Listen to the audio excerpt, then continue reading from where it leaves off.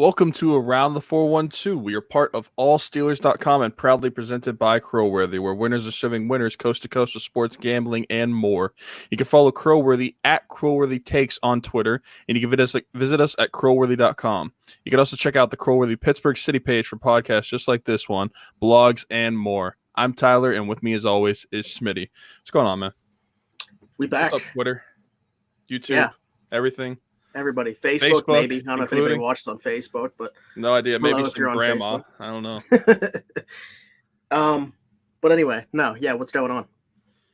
Anything new? Nothing much. Anything new? Nothing really much in my life except for the fact that the Penguins are injured and lost a game. That's relatively new, which is a pleasant sight to see.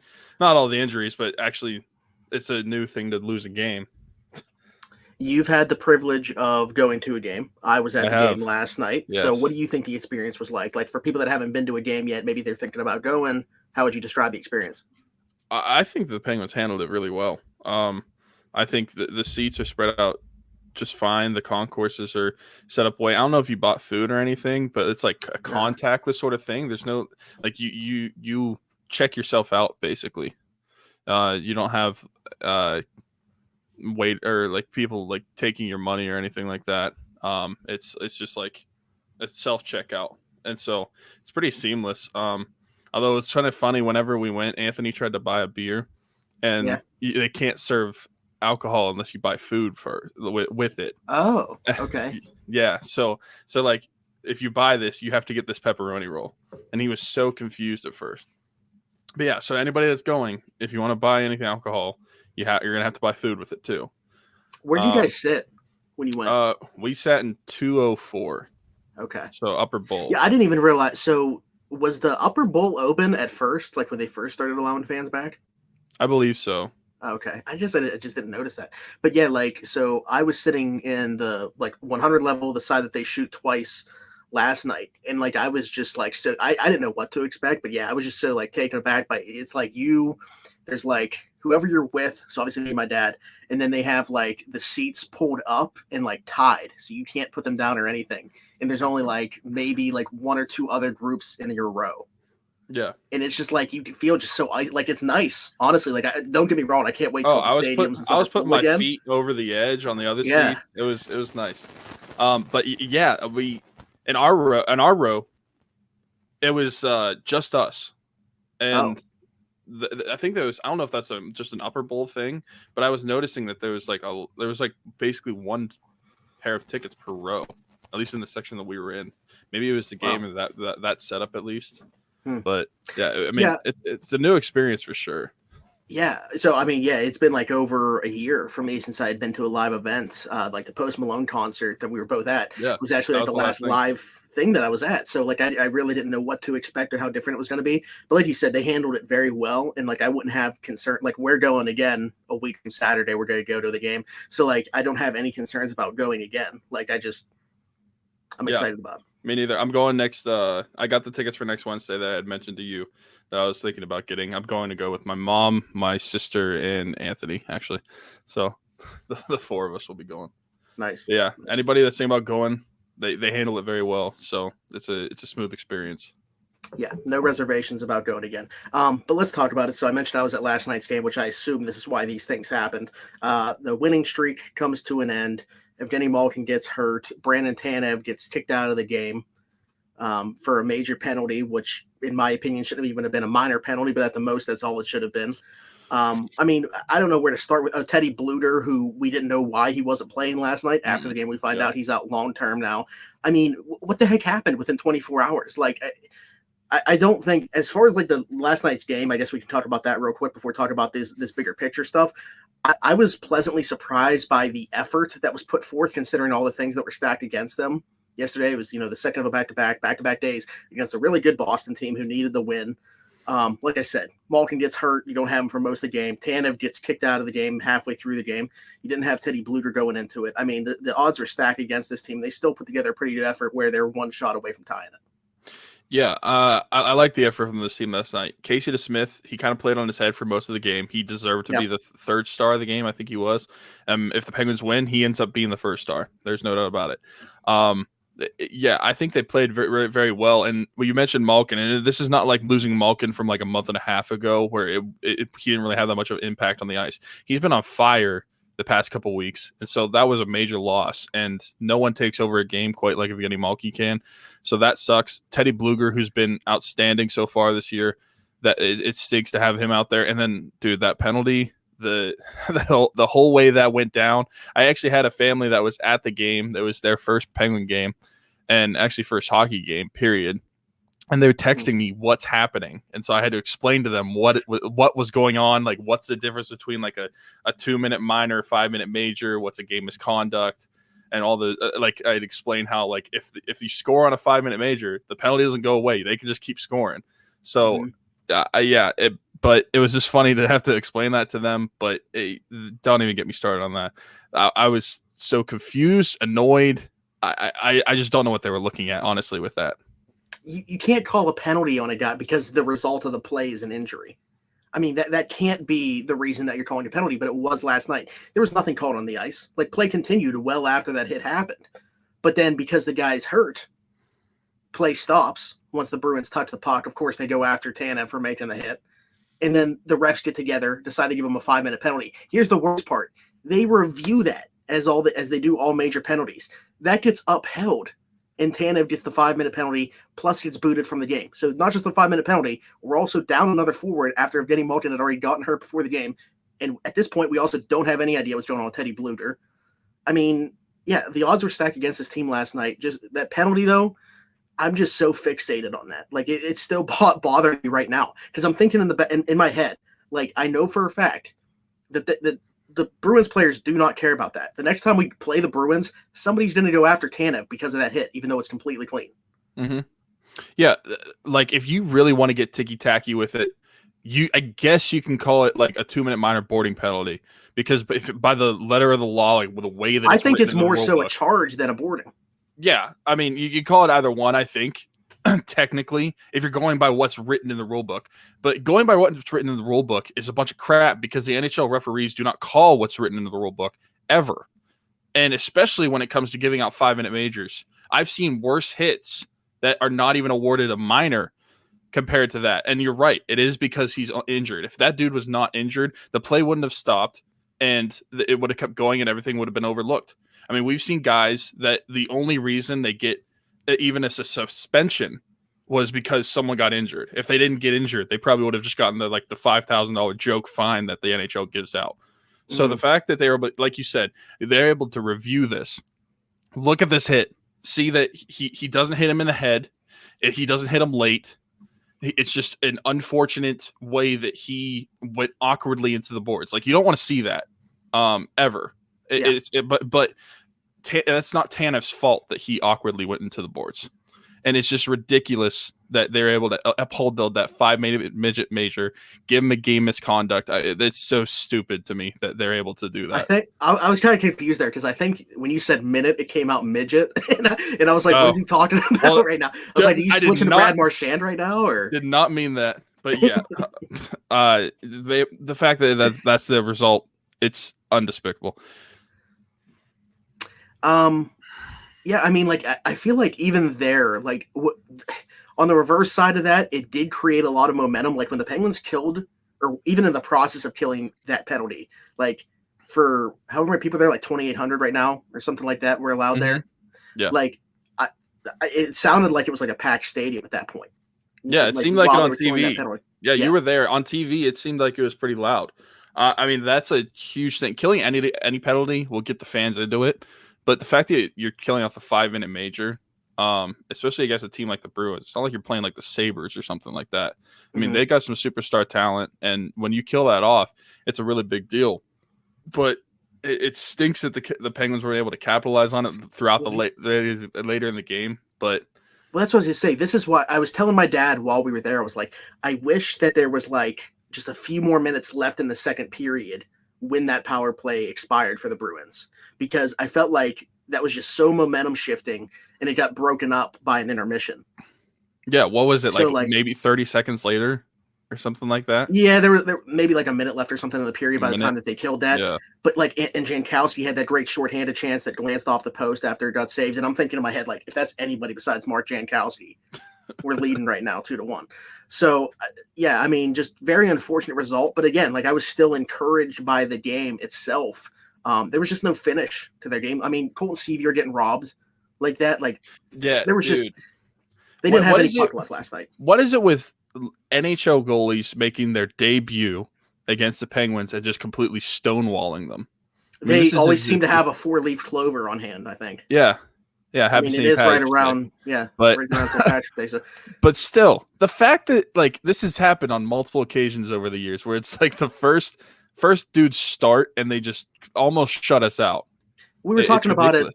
We were talking about it like earlier in the day. When I was talking with Jeff on Twitter and Hunter, and we were like, we know this is what's going to happen. And I was like, plus I'm going to the game, like that's a factor. I'll take the blame if we take the L. That's very true. I mean, yeah, so like it was just too many things stacked up against the Penguins last night. But I don't like the result, whatever. I don't care about them losing that game. Again, like you split with Boston, that's fine. I know that Boston, finally won in Pittsburgh for the first time in a while. But it is what it is. So many things stacked against the Penguins. What worries me is the injuries. It seems like this team just got healthy, got on a roll, ripped off 6 wins in a row, and now we're back to, a lot of injury question marks and wondering how are we going to be able to overcome these things. If Evgeny Malkin is going to miss time, we know Teddy Bluger is going to miss time.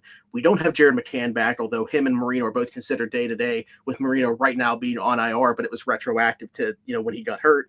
It's just, why does this always happen? I mean, we need to just, I think, clean house of the training staff or something. I'm telling you, literally since 2016, I swear the hockey gods have looked at how good the Penguins were that year, how dominant they were. And they're like, okay, who are we going to take out this year? Because we have to injure some players because we cannot make them that good again. And I mean, they tried in 2017. I'll give the hockey gods that. They tried. They took Letang out for the entire season, but the Penguins were still able to win the cup. Thank you, Justin Schultz. But since then, every single year they've dealt with so many injuries, and it's just consistent. I mean, what's the number of man games missed or this year? It's probably like over 150 or something like that, and that's ridiculous to and especially on this shortened season. The fact that you're missing that many players, that many games, and it's not like these are just. I mean, not that I want to wish. Let's be real. I don't want to wish injury onto anybody. But it's not like Mark Jankowski or Colton Seaver's getting injured. Like, this is Evgeny Malkin, who's one of your big three. Teddy Bluger, who's the center on probably your most important line on your team. John Marino, who's the future of your defensive core. I mean, these are core guys that are getting injured, and it's just a knife into the side of your lineup. So I don't know what it looked like to me there, and I've seen everybody talk about it. I haven't gone back and watched the replay of it. I obviously didn't see it on TV. Malkin's injury, I know that it's not been expanded on at all. They really haven't given us any type of evaluation on him. Like, are you concerned about that? I don't know what it looked like to you.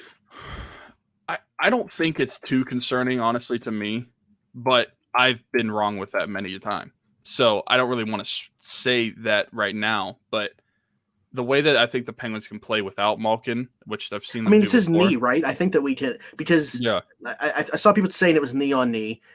He did come back for one shift, and they were on the power play at that point, and I saw him on the ice skating around while I'm assuming they were on TV break, and it looked like he was kind of flexing his knee, and I was like, okay, but at least he's back out there, so I'm assuming it was just a stinger or a sore or something like that. But then he exits the game again and doesn't come back out, and obviously, like I said, no further statement has been made about his status. So I know a lot of people. I'm watching the replay right now of his him getting knee to knee, and it really just seems like it doesn't seem like it was hyper. What's it called? Hyperextended or anything like that. Yeah. Like you said, it kind of looks more like a stinger or something. But then again, I honestly don't know, because that could be anything when it's knee to knee. Was that was Tenorti that hit him, right? And then he was the one that later got hit by Tanev. Yes. Wow. That was eventful game for that guy. Yeah, so I wouldn't say that it's too bad right now, but then again, we have no idea. Let's hope that it's not too bad. I wonder what this makes for the front office of the Penguins. I wonder how they're going to deal with this, with all these injuries they've been getting, because we've been talking about for the past few weeks. Okay, who are they going to trade for? And now I think it's more so, when are they going to make the trade, and who are they going to trade for? Because you got the NHL trade deadline this year, I think, is April 12th, which is a Monday. And I think that they could have waited till then to try to make any trades that they were pursuing, because of how well that the Penguins were playing. And I'm not saying that they're not going to play well. They still have 7 games this month, 5 of which are against the Sabres and the Devils.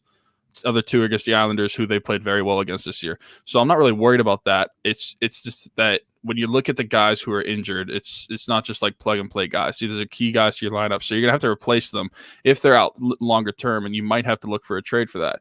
Now, we have no idea what they're going to be able to even afford because of their lack of cap space, their lack of prospects, lack of picks. I mean, they're dealt a really bad hand right now when it comes to the trade deadline and looking to make moves. But I think this is definitely going to increase the urgency.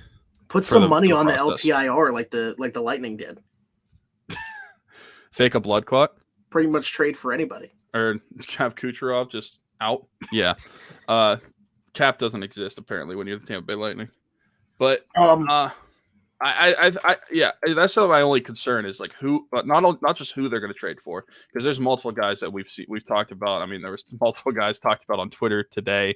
Yeah. I just think this increases the urgency for the front office to do something. If these guys are indeed out longer term, you're not going to be able to do as well if you have the holes of these guys types of players in your lineup.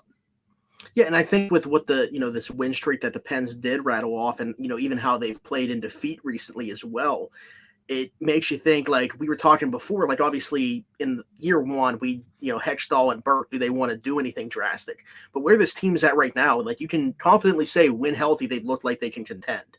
So you would think that they're going to be buyers at the deadline. They're definitely not going to be sellers. It's just a question of do they buy or pretty much stand pat. And with these injuries happening, yet knowing what the potential is of this team, I think that they're going to be buyers. It's just, are they going to be in on that big fish? Or are they going to maybe just make a move like an Eric Haula or somebody like that, just like a stabilizer for the bottom 6. But what's tough is, like, even in the short term, if Malkin's out, like, it's not like, okay, Teddy Bluder becomes your second center, because he's not an option right now. Mark Jankowski is your second center right now, if Evgeny Malkin doesn't play tomorrow. Oh, God. Yeah, that's pretty bad. And listen, I will say, I don't know what it looked like on TV last night, but I actually thought the fourth line didn't have a bad game. Like, the effort was definitely there. I thought Jankowski looked okay. Colton Sevier, I thought, had a really good game, actually. Like, had he scored that goal where he got robbed on, I think he would have been one of the 3 stars of the game. But Sam Lafferty, once again, if he doesn't have the puck on his stick, you don't notice him. And the only reason you notice when he has the puck on his stick is because he has the puck on his stick. He doesn't do anything. Yeah, it's just his speed. That's all he brings to the table. Yeah, I agree. Lafferty is basically just. I like this. I like this comment right here. What? Bruins spent all their cap on paying the refs. I don't know if that figures into the salary cap, but definitely, yeah, they got him on payroll. Yeah, if only that was true. But yeah, I think that they played overall a good game last night, and the entire team did. It sucks the result was 2-1, but yeah, I don't know what they're gonna do. And more goes into it, whether, like we said before, whether you want to get a rental or you want to try to get someone with term. If you're getting someone with term, they're going to cost more in a return. Like, you're going to have to give up more, at least typically. So I don't know who they're going to get, what kind of player they're going to look at. I don't know if it's going to be a center, winger, someone on the third line, top 6. Whoever they look at, they're just going to have a tough time, I think, no matter who it is, to try to figure out how much is it going to cost us when it comes to picks, prospects, whatever you're giving up, because you pretty much have nothing to offer, and how much is it going to cost when it comes to fitting under the salary cap. Because if it's guys like we talked about on Twitter today, like Anthony Mantha, Evgeny Dadonov, I mean, if you want to go to guys like Victor Arvidsson, Ricard Raquel, like Eric Stahl thrown out there. Yeah, you're gonna have to come off of money, and obviously we're gonna look to the left side defenseman for one of those guys to happen. Probably Marcus Pettersson, because that He's gives been you so bad recently too, man. Like I love Marcus Pettersson, but he's having a bad stretch right now. Yeah, I agree. Which is not going to help when it comes to offering him in a trade. Be like, hey, here's a shiny defenseman. Mm-hmm. So obviously that's where the money would probably come from, just because you've got a lot of guys on that left side that make the same amount of money. But even if it's guys that make even more than them, you're gonna have to offload more money in the process, because so you're gonna be looking at other players that are on the current roster getting off this roster to make a trade, because they only have like roughly $150,000 in cap space right now, or something like that. Here's what I was gonna say is, like, Jason Zucker, big question mark, like if he's going to return the regular season. If you're gonna make a deal, like why not just put him on that LTIR so you have his cap space and then just bring him back in the playoffs? Yeah. Like I wanted to come back to the regular season, but like, I mean, if that's what we have to do to make it work. How much does he make? Let's see. Jason Zucker, he makes February 5, right? I think it's. Why can't I find his name? Oh wait, is he already on? He already is on LTIR. Oh, okay. Yeah. $5.5 million.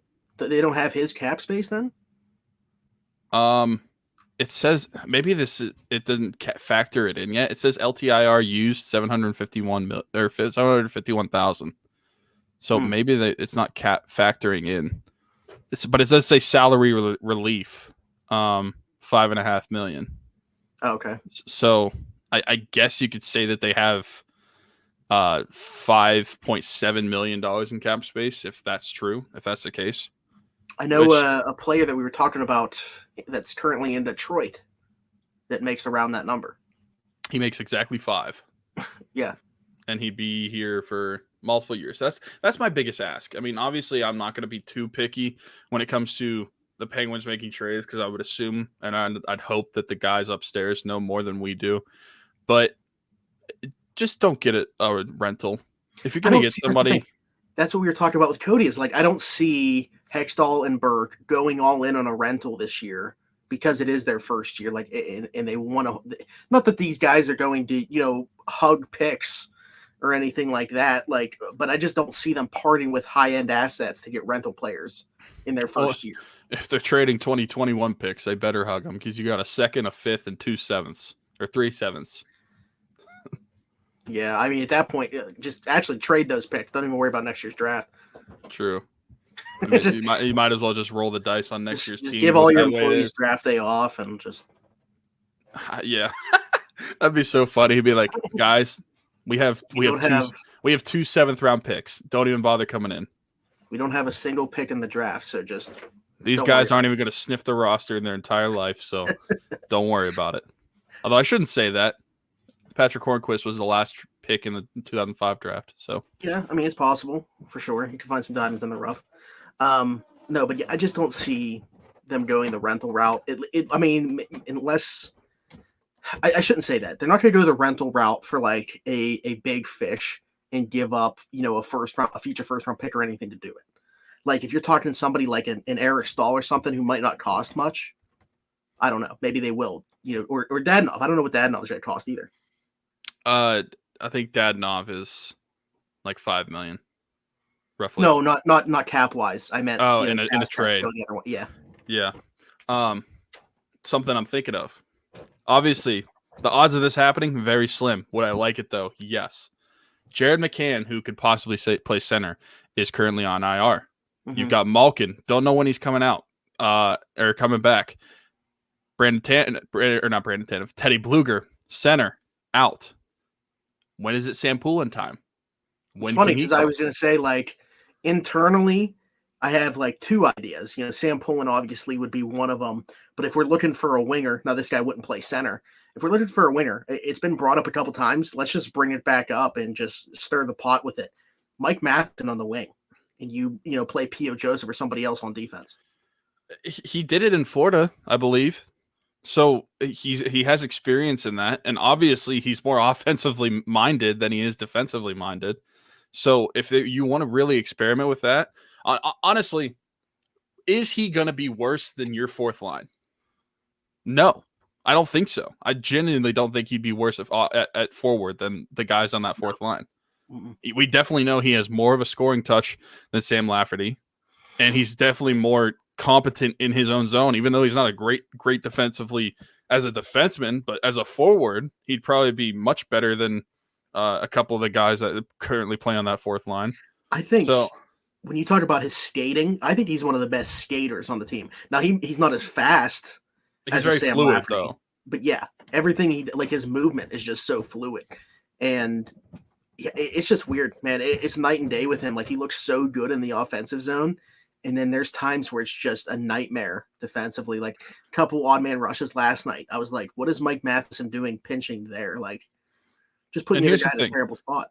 You're looking at the schedule that you have right now. If you're willing to experiment like this, these are the games to do it. You got 3 games against the Devils, 2 games against the Sabres. If you're going to do it, you might as well do it against the bottom of the division. So I'd be willing to give that a try. You know I think that's I mentioned P.O. Joseph. I think it'd be Juuso Riikola. Juuso Riikola has been on the ice the last couple games pre-game skate, so I think he would get the first crack. Did you see the fake the fake quote of Juuso Riikola from a few days ago talking about Mike Sullivan? Wasn't that Danny that put that up? Shirey Irving? Yeah. It was so funny. I think a lot of people actually took that seriously. Probably. Can we talk about, speaking of him, because he put out the quote that I first saw, but a lot of people were talking about it. Did you see Josh Goey's excerpts at all from his conversation with Jim Rutherford? Yeah. And I got a text earlier today from my good friend Jesse Smarsh, and he said, Beefy, don't you have a subscription to The Athletic? I'm like, yeah. He's like, can you read that article and text me the key points to it? I'm like, all right. He was looking for some cliff notes. Yeah. So here's what I took from that article. Jim Rutherford said he was never going to trade Sid, Gino, or Letang ever.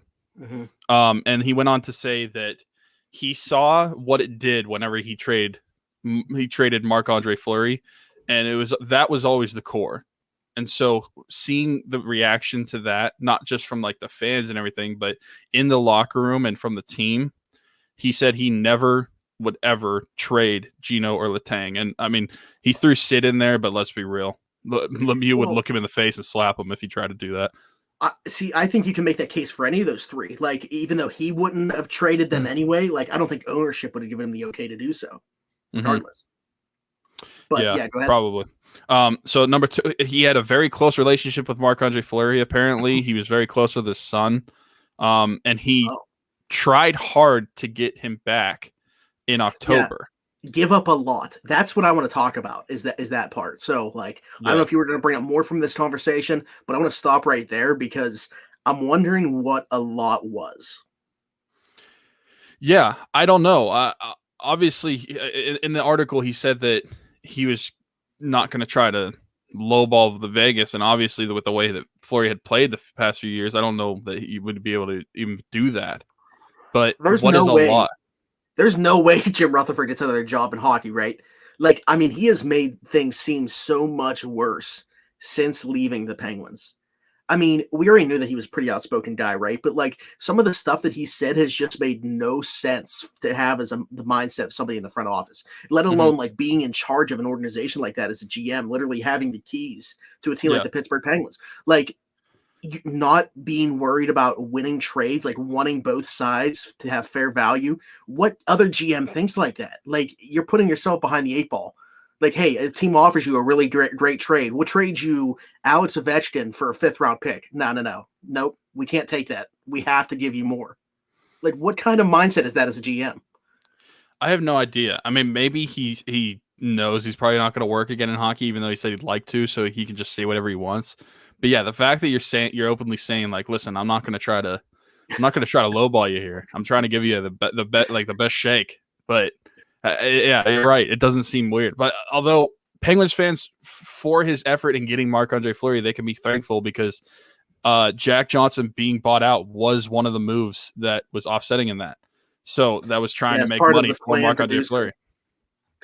I keep sitting here in my head trying to figure out what a lot would have been. It starts in my head with a 1st round pick, but then I think of the money side of that. And I'm thinking like, okay, like a significant player would have had to have been going back in this deal.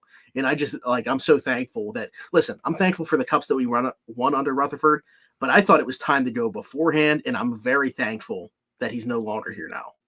Yeah. And the Kasperi Kapanen trade had happened like a month prior to this. So you don't have this year's first round pick. You would have to trade the following year's first round pick if that's the case. I'm happy this didn't go through. I mean, I love Marc-Andre Fleury. If you ask me, if I'm a betting man, is he going to finish his career in Pittsburgh? Yeah. To some capacity, whether it's as a starter or a backup, no idea. But he will be on the team when he finishes his career. But I'm happy this trade did not go through, although it did buy out Jack Johnson. So thanks, Jim, for that.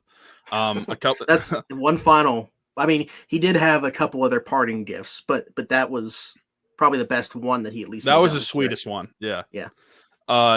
He talked a little bit about Phil. He said he liked Phil a lot. And he said he was a very misunderstood guy. Like people take him the wrong way, and he was like put under the spotlight in Toronto, and that's why like he had such a hard time. But he thought bringing him to Pittsburgh, where he could just play and be his own guy, like he didn't have to worry about all that, he would flourish. Which obviously he did. He played very well in Pittsburgh. He was an icon on this team, and he mentioned the casino. He said like that was never like a big deal to him. It never was an issue for Phil. He said he was a single guy, and that you need to find something to do. So. Well, did he mention in there at all? Because I didn't actually like read this. I just saw some excerpts from it. But like, did he like? Because I guess Gensel was always with him at the casino as well. But that probably he didn't mention Jake. Okay. No. Yeah. He just talked about that. But yeah, he said he likes Phil a lot. He's just a misunderstood guy, which I think is a good sum up of who Phil Kessel is. Yeah, and you think about like the fit in Pittsburgh. Once he came here, you had obviously like Sid, Gino, like the star power was already here. He didn't have to worry about that part of it. Like, even though the media still is going to have questions for Phil Kessel and want to talk to him, and he's still like a part of that, he's not the singular focal point like he was at times in Toronto. So like you said, like Jim said, and like you're saying now, the pressure was completely off of him because you have guys like Sidney Crosby, Evgeny Malkin, Chris Letang, at that time Marc-Andre Fleury as well, like taking that off of him. Yeah. Just a couple other things. He realizes that it was the right idea and it made sense to keep Murray at the time. Even though he acknowledges Murray was never the same goaltender after that 2017 season, which is true. I mean, for the past 3 years, he was never the same as he was in both of those cup runs.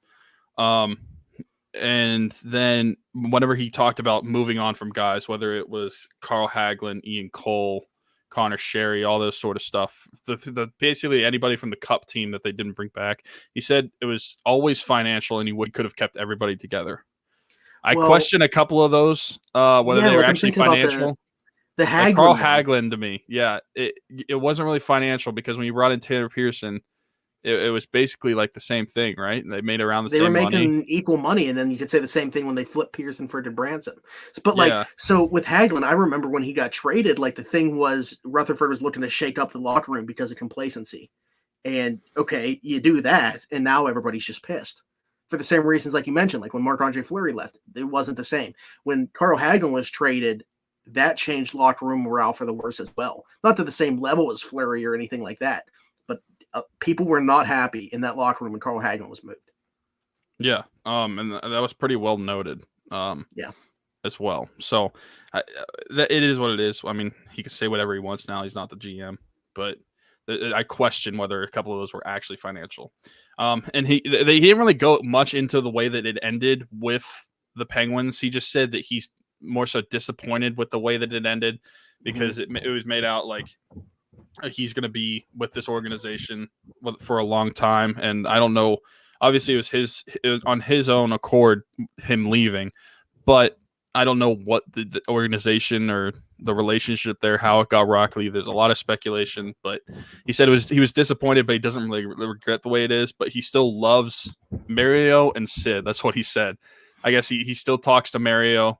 And he said he is the like top tier of class when it comes to ownership. And then Sid, I guess he had a long conversation after he resigned, and he talked to him for a little while, but he said the proudest thing he's ever did was not trade Letang, Sid, or Gino. Oh, what an accomplishment! Yeah. No, but was the Hornquist deal mentioned at all in that? I actually don't think it was. Because that's the one. If he tried to say that with that, because that was supposed to be a financial trade, like we need to clear some cap space, only for us to end up taking on more money. Like that, I would have been all over him, questioning him for that one. Yeah, I don't think it was mentioned actually. Now that you say that, but yeah, I mean, he made it a point to say multiple times that he was never going to trade Letang and Malkin, and that he's happy he never did. So maybe he's kind of like save face for himself, and so if Hextall ever does trade one of those two, he's like, "Hey guys, I didn't do it. That was that guy." But also something Yoey pointed out is that Jim kept referring to Pittsburgh or the Penguins as we still. So he kept saying we, like we have a good team this year. They're looking really fast. He said Rutherford said that they look as fast as they did in 2016 recently, which that seems like a little bit of a stretch to me, but I mean they have been playing pretty good as of late. Yeah, the problem. I mean, they might be just as fast, but that bottom six is not nearly as good as the 2016-17's bottom six were. Like Matt Cullen is your fourth line center. Like Mark Jankowski isn't touching that. So no, he's not. He's not touching a lot of players. He probably wouldn't touch me on the ice. Let's be real. Although if Teddy Bluger was the fourth line center, best fourth line in hockey. Now we got ourselves something. No, but yeah, that's interesting stuff. I'm glad that we brought that up because I actually didn't originally have that in the notes, but I just thought about. I was looking over some of the parts of Yoey's article with him yesterday, and it just made me think about it. So I'm glad that we touched on a few of those things. Like I said, I'm just sitting here in my mind thinking what a lot would have been in a trade for Fleury. Mm-hmm. Yeah, I guess we'll never know. I mean, I don't know where you stand on it. I really feel like he's going to end up on the team to end his career in some capacity. Yeah, so. Yeah. That's what I was going to ask about when you first said that, but you expanded on it a little bit to say he's going to like play for the Penguins, because I would have said regardless, I think he signs like a 1-day deal here at the end. Like if he were to not finish, like say he were to retire from playing with Vegas, I still think he signs a 1-day contract to retire with the Penguins. But you're going as far as saying like actually playing with the Penguins to finish out his career, which I would agree with. I think at the bare minimum though, he does sign that 1-day contract, but I'm looking at it thinking when he hits free agency next, he's going to come back to Pittsburgh. I don't know what the level he's going to still be playing at is going to be at that point. I mean, if you look at him this year, that's what I'm saying. We're not that far off from what is it after next year. So like, he could still be playing at a pretty high level. Maybe Jari looks a little shaky and you need to bring him back. I have no idea. All I know is that like if you're going to talk about a player that it wouldn't even matter what they had done on the previous team, that they would just instantly be accepted back by literally everybody in the fan base. That's a player that would do it. I couldn't even imagine, dude, like his first game back, what PPG Paints Arena would be like. Oh, I'd definitely be there for sure. You already know that. But yeah, he's a free agent after next season. So 2022, he'll be, how old is he? He's 36 right now, so he'll be 37 going into the following year. Yeah.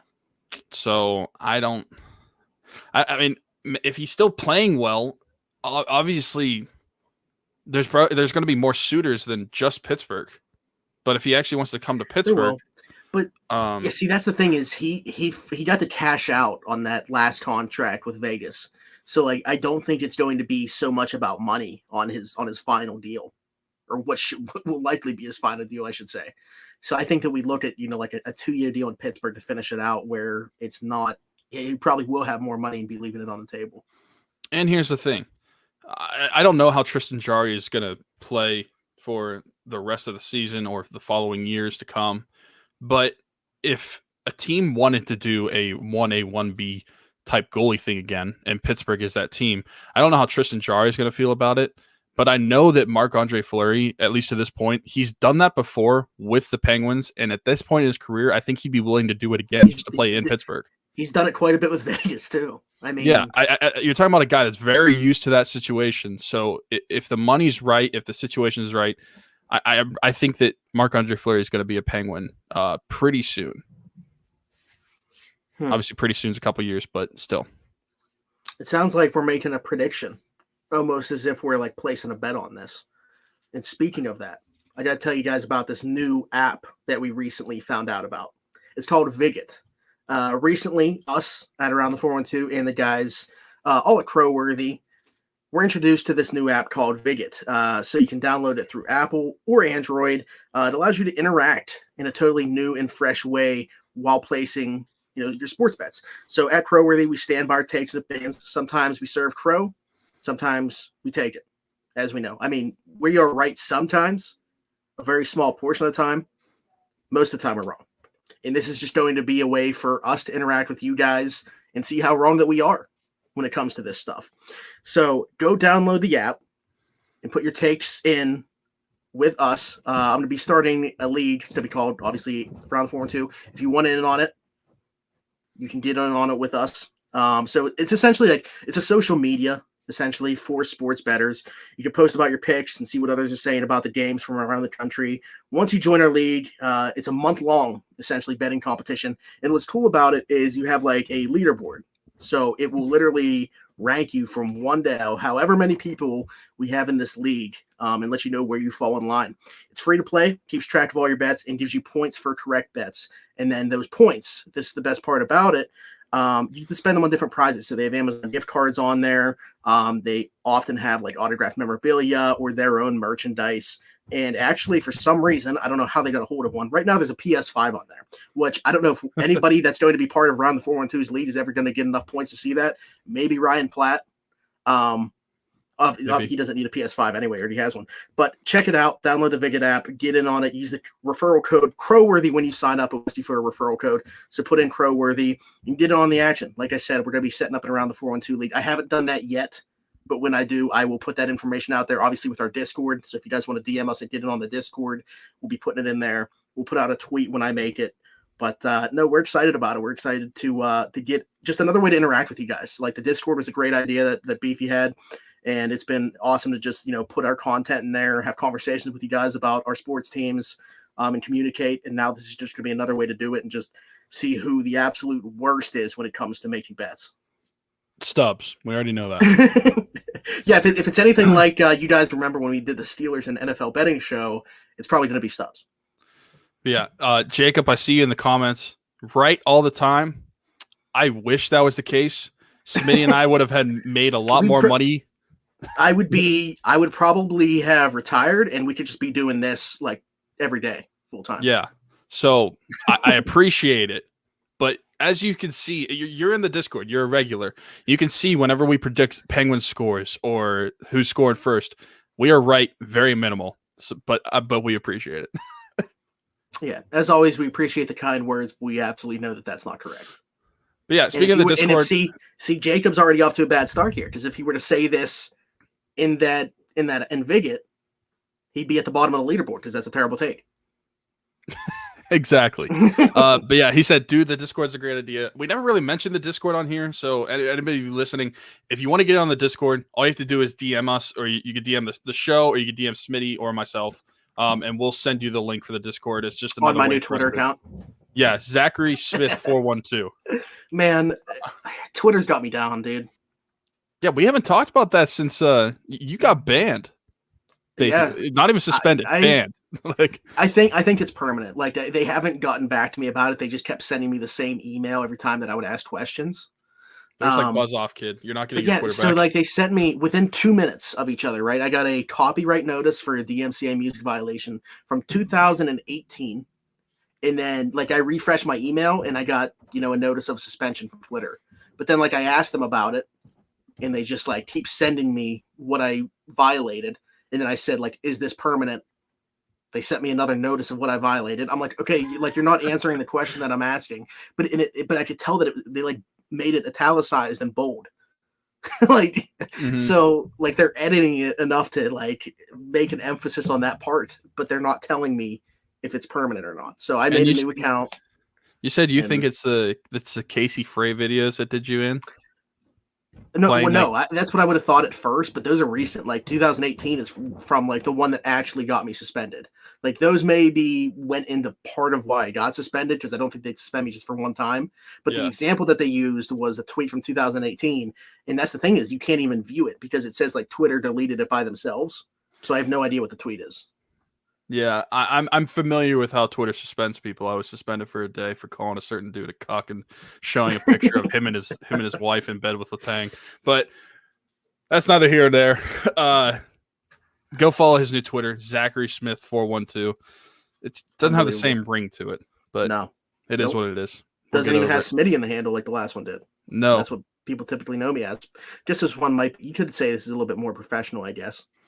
Yeah, I think it does look like as a cleaner name, but still, yeah, not as iconic. But last thing I want to talk about, obviously this is called the Bucks and Puck Show. And we haven't touched on the Pirates at all. There's really not much to say about them, honestly. Like they're in spring training right now. These games are kind of meaningless. Jared though did have another RBI hit today, so that's great.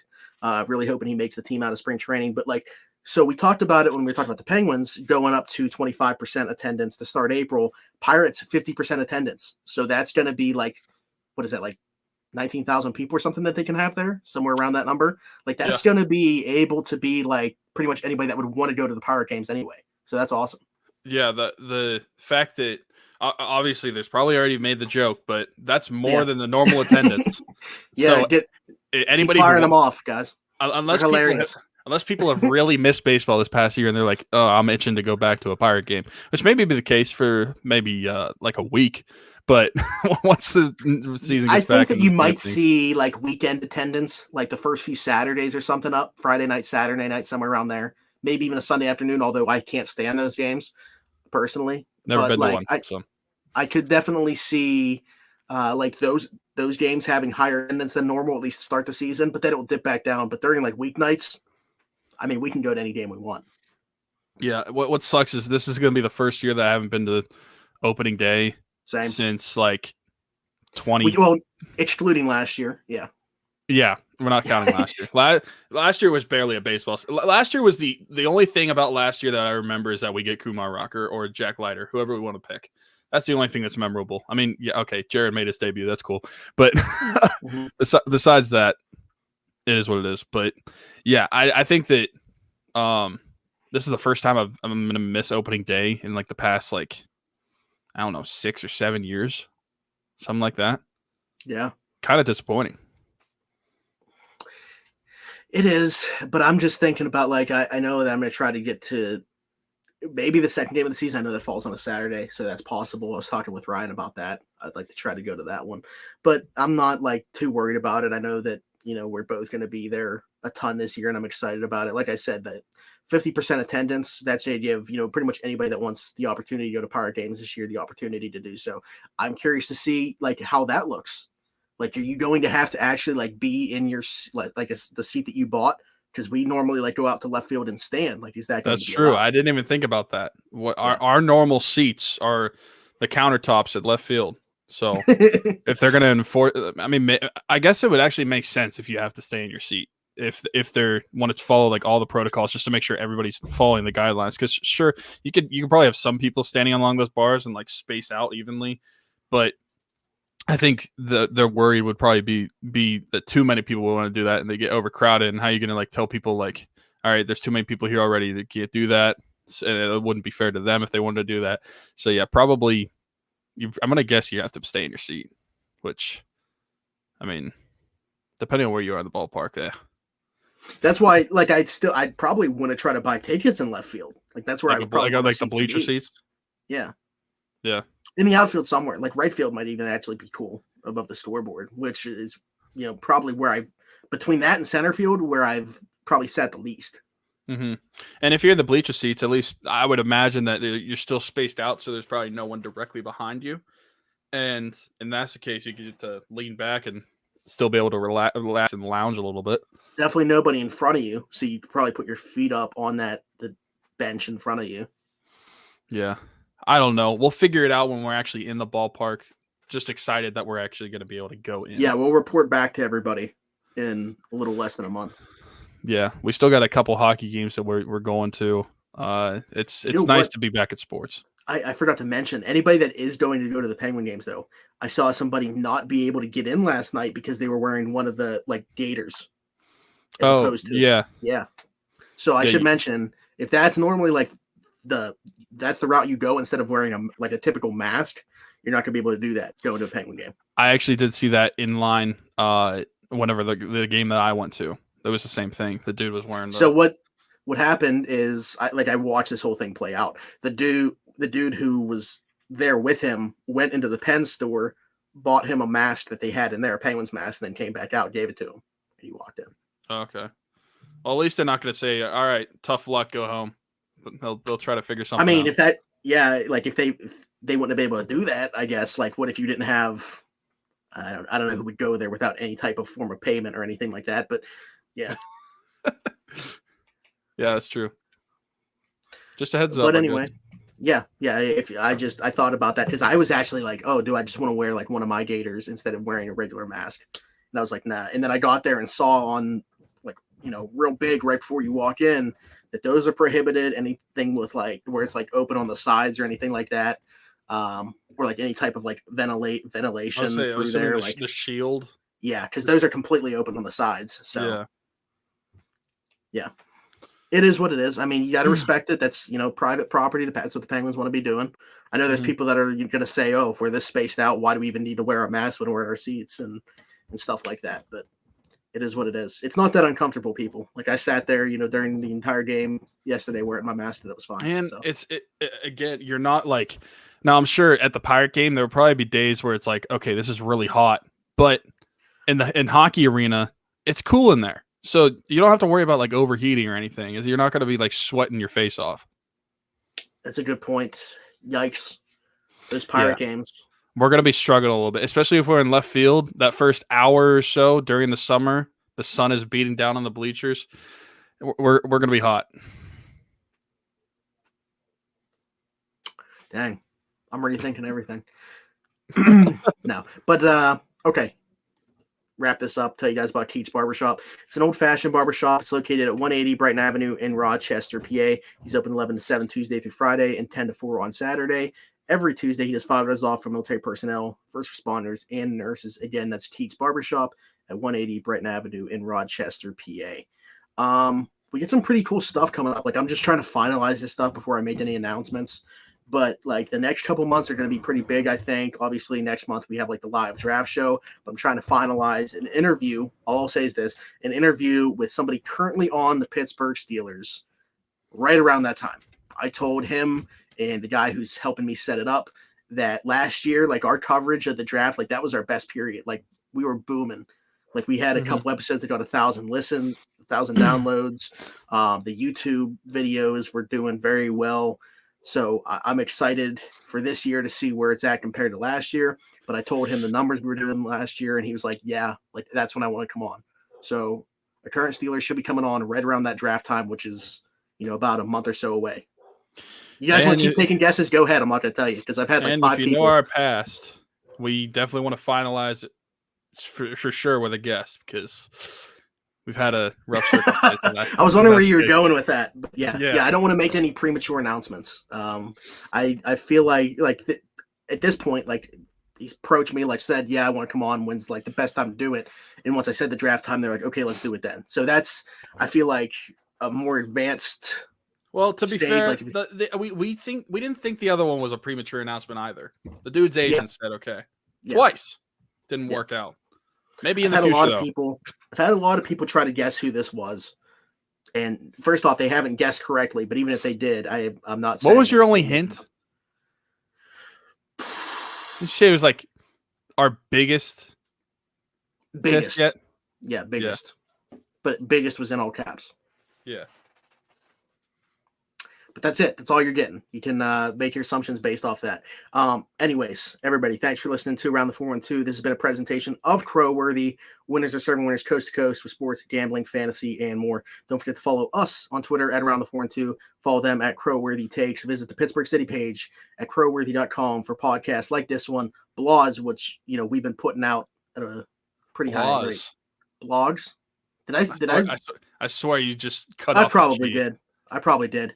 Oh, and lastly, let us know how you guys feel about the YouTube videos. I've been trying to do some more YouTube videos.